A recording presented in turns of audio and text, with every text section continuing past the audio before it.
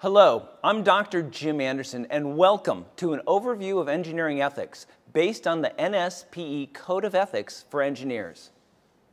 You know, wait a minute.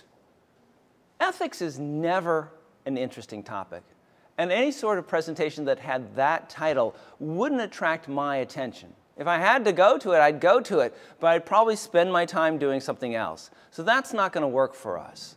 What we probably need to do is come up with a new presentation. Instead of talking about ethics, let's spend our time talking about something much more interesting. You. Let's rename this presentation. Let's call it How You Can Avoid Going to Jail. Because you know, if you don't know how to make good ethical decisions, that's exactly where you could end up. As engineers, we do an excellent job when we're faced with black and white decisions. We know how to apply all the information that we've gathered to make good decisions that produces designs that work well. However, when it comes to ethical decision making, the world is not black and white. Unfortunately, it's 1,000 shades of gray, and that's exactly where we can get into trouble. You've read in the newspaper about all the different people who've made poor ethical decisions and are now spending time in prison. We want to make sure that you don't join them. So if we're going to have a discussion about ethics, where should we start our discussion?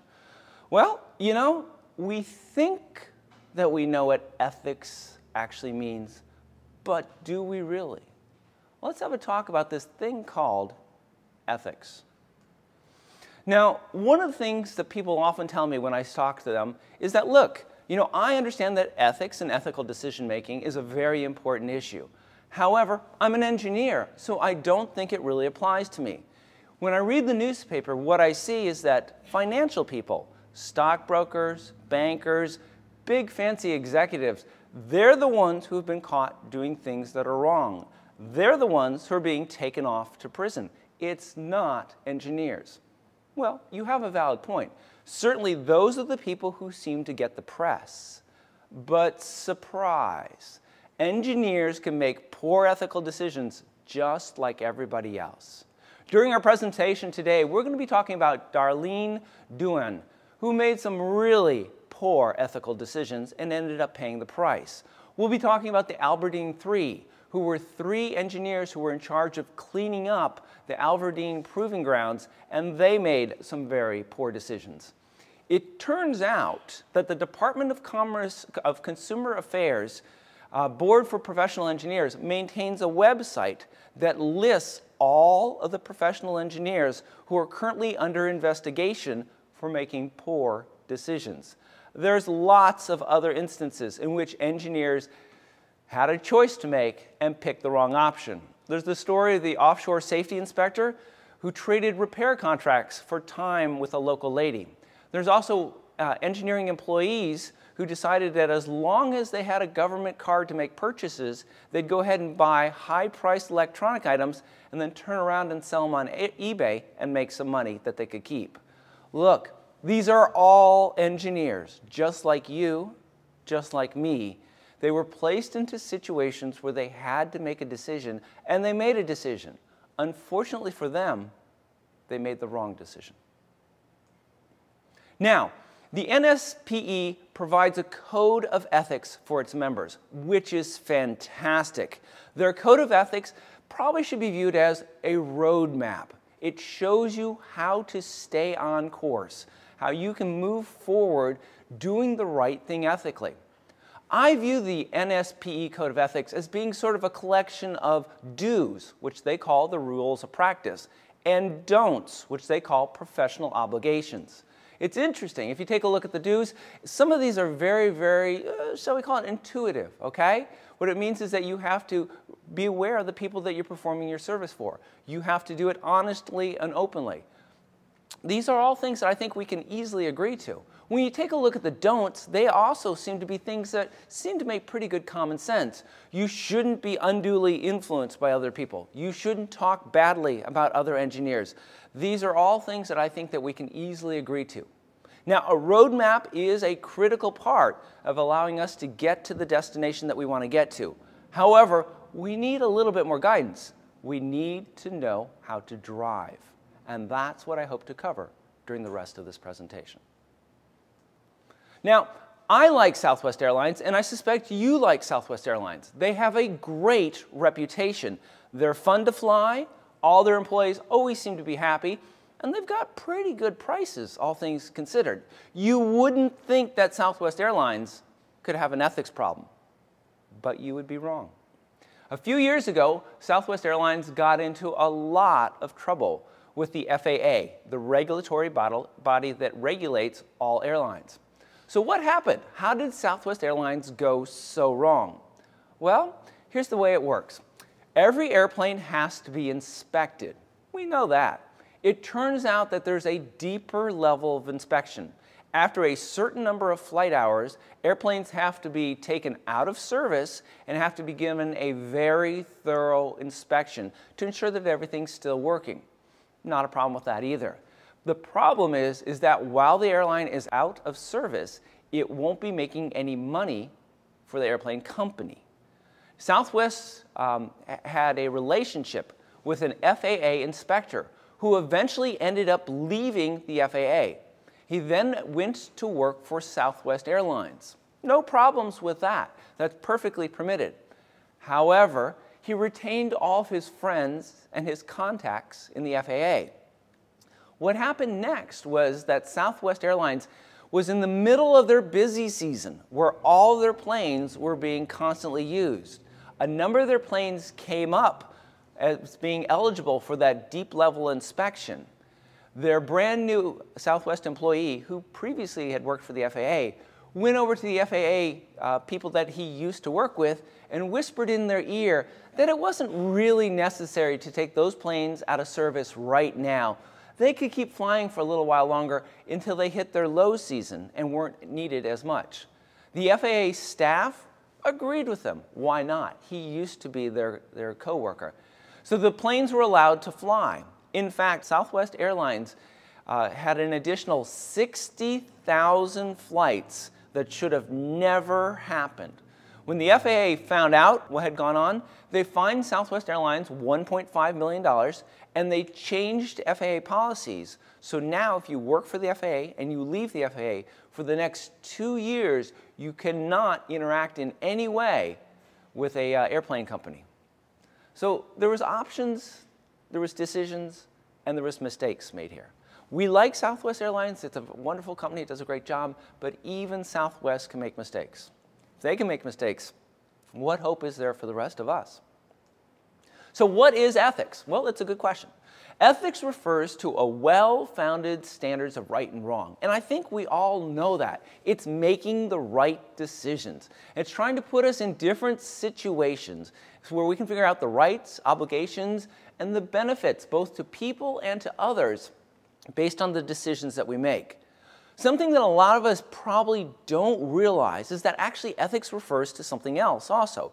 It refers to the study and development of one's ethical standards. And the reason that this is important is we need to understand that ethics isn't something that's fixed. We don't just have a set of ethical decision-making skills and that's the end of the story. Rather, our sense of ethics and our ability to make good ethical decisions is something that is constantly evolving. What happens is as we go through life, we have a different set of experiences. We learn new things, we see different things, and these impact us and they change us.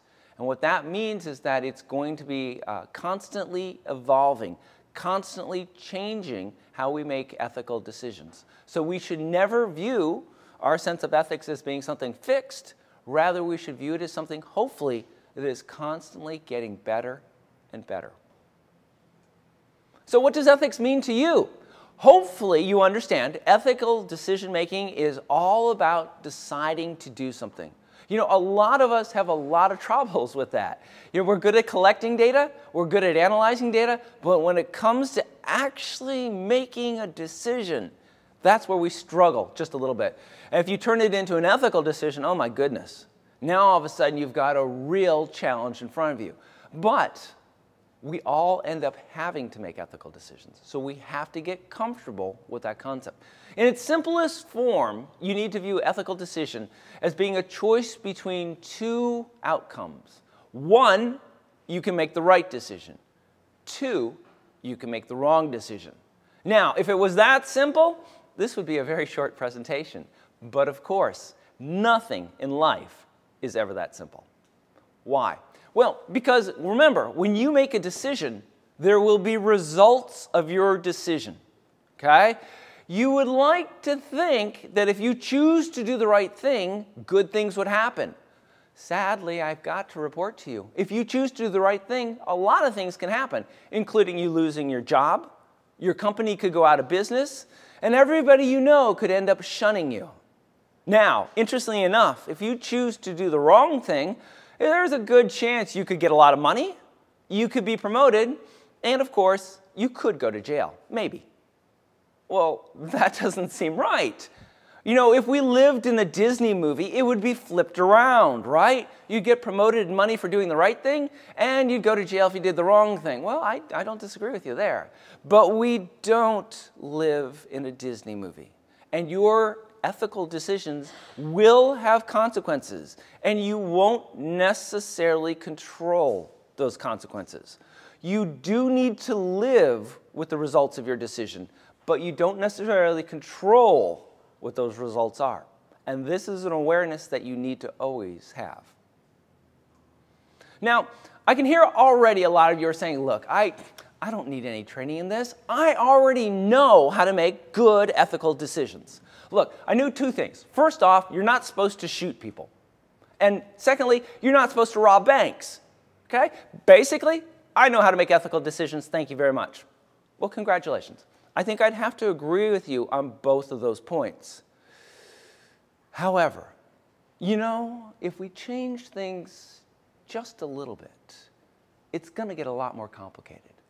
For example, you walk into a room, you see someone standing over a body on the floor, they've got a sharp knife in their hands. They look up, they look at you straight in the eyes, and they start running towards you.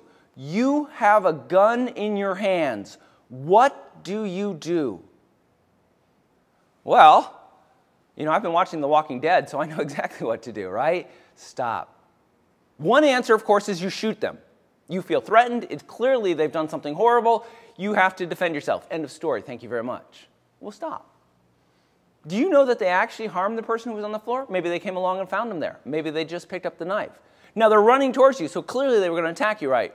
Well, maybe. Or is there somebody behind you? Or maybe they had just decided to leave the room and you were blocking the door. That does get to be a little bit tricky. Now, we decided that it was wrong to rob a bank. Okay, we're fine with that. So let's put you in a different situation. You lost your job a year ago. You're in the process of being evicted from your apartment. You're going to be kicked out tomorrow. Your life partner is 9 3/4 months pregnant. She's on bed rest. She really can't get up to help you pack up the apartment, and arguably, she really shouldn't be moving right now. You're out, you're walking down the street, and you come along a wallet sitting there in the middle of the street, clearly stuffed with cash. What do you do? Well, what's the right decision? Well, probably the right decision. Pick up the wallet, go find a policeman, turn it into a policeman. The police will hold on to it for a while. I guess if they don't find anybody, they'll give it back to you. If somebody claims it and comes back, maybe they'd give you a reward, or else they'd just say thank you very much, and you're still going to get evicted from your apartment. What's the alternative? Keep the wallet. Use the cash to pay your rent. Don't get kicked out of the apartment. Your extremely pregnant significant other is able to stay in the apartment until the baby comes, and you move on with your life. What's the right decision? I don't know. All right, that's fair. Congratulations. Welcome to the world of ethical decision making. This is not easy stuff to do. Now, as engineers, we make decisions every single day. Whether it's what capacitor should go into a design, what truss should be used in something that's being built, or what surface should be used on a road that's being built. We're comfortable with this. Now, there's a reason that we're comfortable making decisions. The reason is because the way we make those decisions is based on formulas and processes that have been laid out by others. We went to school, we learned what the formulas were, now we take them and we apply them in our job. We know if we apply the formula, it's going to produce a result. We're going to use that result. The circuit will work, the structure will stand, and the road will not wear out because we made the right decision. And we're comfortable doing that. All right, that's what it means to be an engineer. Then we get to that ethical decision-making stuff. The problem with making ethical decisions is that it's not always an either-or. It's often a 1, 2, 3, 4, 5, 6 decision that you have to choose between. And I've got some other bad news for you. All of your options are bad. There's not a single good option there. So your challenge as an ethical decision maker isn't to pick the right decision. Rather, it's to choose the least bad decision. You know, we're not trained for this. This isn't something we're necessarily good at. As engineers, we're looking for the decision that works the best. When we're confronted with a situation as an ethical decision making in which we have to make a decision that's not the best decision, we have a tendency to freeze up. Or even worse, to avoid making a decision altogether. And neither one of those options are acceptable in this situation. We need to make a decision. And more importantly, we need to know how to make the right decision. Now, ethics didn't just show up yesterday. Ethics has been around since the beginning of time. Okay? We first become aware of people talking about ethics, thinking about ethics, all the way back in 350 BC. You know, Plato, we've all heard of Plato, the really smart guy, the philosopher, who we know because people wrote down stuff about him and it's hung out for 2,300 years. He was probably the first person to spend time thinking about what it meant to make ethical decisions. Now, he was the instructor for Aristotle. Aristotle is a critical person to all engineers because Aristotle is universally recognized as being the first scientist. He's the guy who took the time to basically classify plants and animals. He did some initial physics research, and he spent a lot of time thinking about ethical decision making. He's also important because Aristotle was the instructor for a lot of important military figures of their time. So he had an incredible impact on the world as it stood for a long time. His thoughts on ethical decision-making stood up until about the 1700s. And one of his students, Alexander the Great, went on to conquer the entire known world. So what did Aristotle think when it came to ethical decision-making?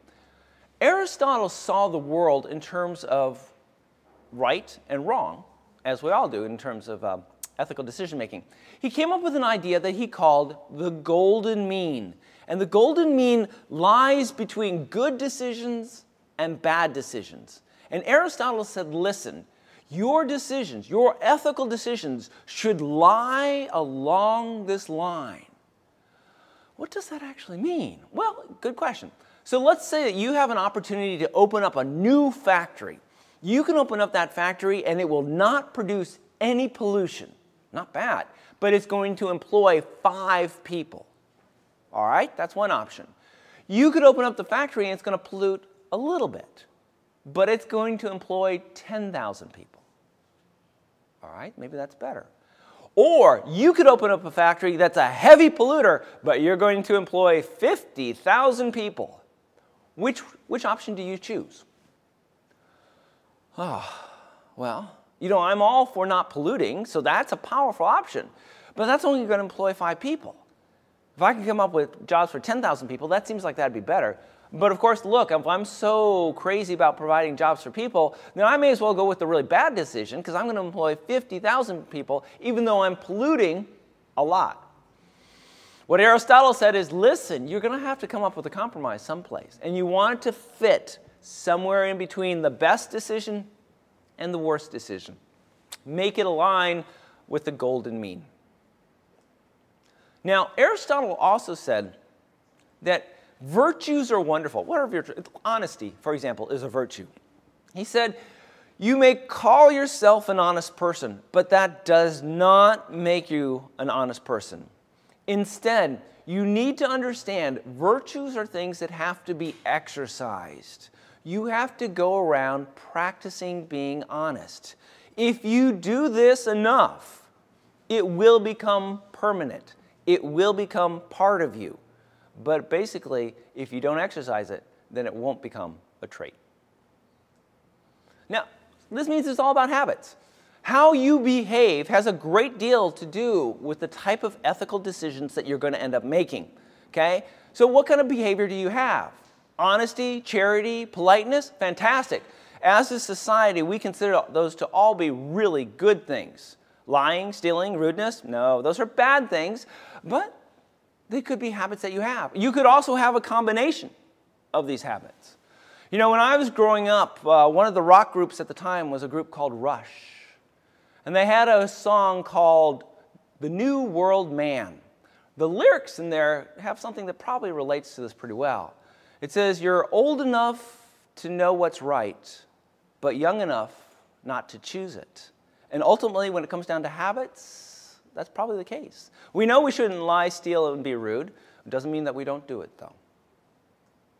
So, from an engineering point of view, ethics boils down to answering two questions. First off, what is the right thing to do? We certainly can't choose it if we don't know what it is. But once we've identified what the right thing to do is, we now have to answer the question, why should I do that? Every decision that we have, every decision that we make, comes with its own set of consequences. And are you going to be willing to put up with the consequences from choosing to do the right thing? That's a critical factor. Now, do we learn to be ethical, or is it part of who we are? Excellent question, and it's actually the exact type of question that scientists love to look into. So they've taken a look at who else? Babies. And the question they've asked is, are babies ethical? Well, you know, that's interesting. They haven't had any life experiences, so if they are, it's got to be a bit ingrained. They've discovered some very interesting things. They did some interesting experiments with 1-year-olds. They showed them a puppet show. During the puppet shows, one of the puppets took a ball and ran off with it. What they discovered is that the babies didn't want to have anything to do with that character after the show was over. Interesting. Now, the scientists weren't satisfied with that, so they went on, and they did some experiments with 5-month-old babies. Okay?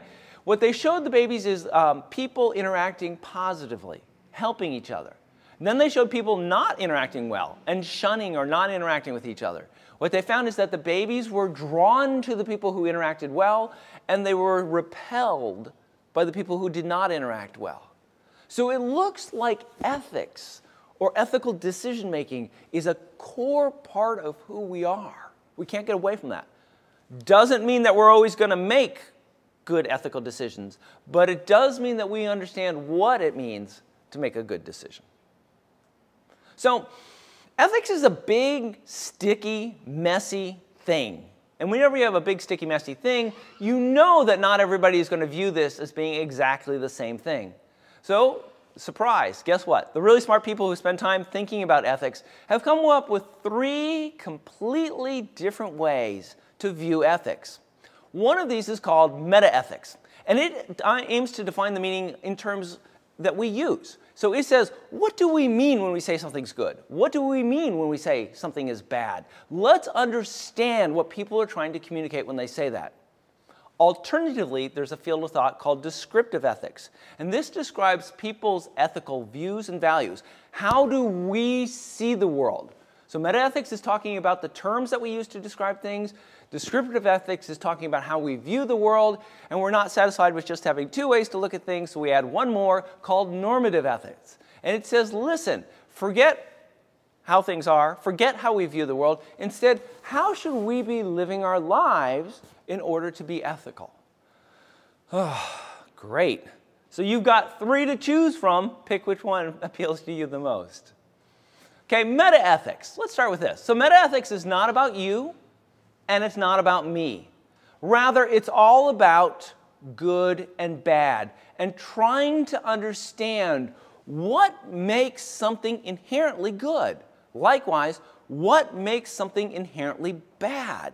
We recognize good and bad. We can point it out. We can explain it to other people. But what characteristics of something actually determines whether it is a good thing or a bad thing?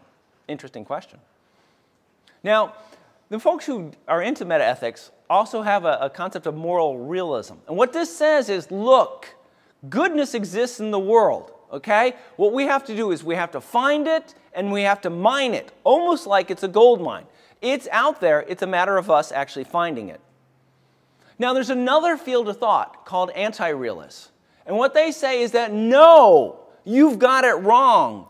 Good and bad is not out there in the world. Rather, good and bad lives inside of us. And if you want to tap into good and bad, you have to look inside yourself to find it. So the anti-realists believe basically the opposite of the moral realists. Moral realists believe that good and bad's out in the world. It's up to us to find it. Anti-realists believe that it's inside of us. And if we want to find it, all we have to do is look inside ourselves, and we can find the true meaning of both good and bad. Great. These are just the people you'd like to invite to a cocktail party. Now, that's not all. Remember, there's another view of thought. It's called descriptive ethics. Now, the folks who believe in descriptive ethics believe that different groups of people are going to view good and bad differently. And so they spend a great deal of time studying these different groups of people. They think that people can approach different levels of ethical decision-making. You know, as children, we start out as one way. As we grow older, our view of ethics and ethical decision changes. And of course, as we reach a later stage in life, we'll have yet another view of how to make ethical decisions. And depending on which group of people we belong to, we will evolve differently. People are different is the gist there.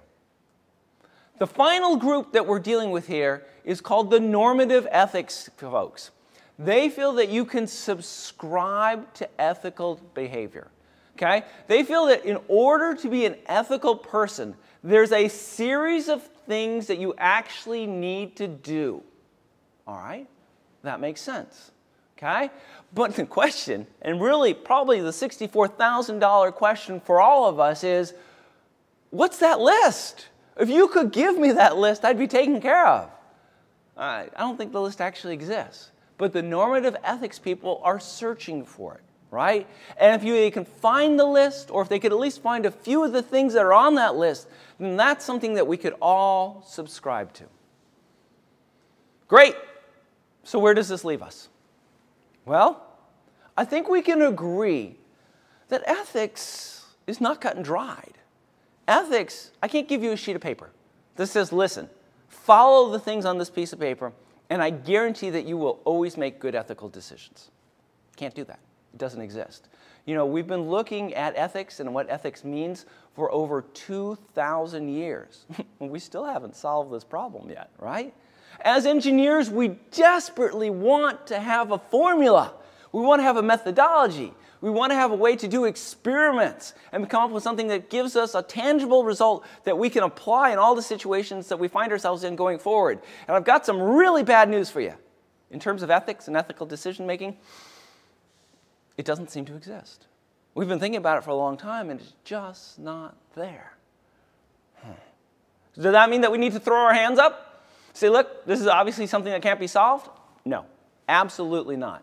Look, so people have been thinking about this for a long time. The philosophers have come up with a lot of different ways to think about ethics, to look at ethics, to talk and describe ethics. Okay? And based on all of the work that they've done, frameworks have been created. So really, we've got a big question before us now. The frameworks that have been created based on all of the philosophical thinking through the ages.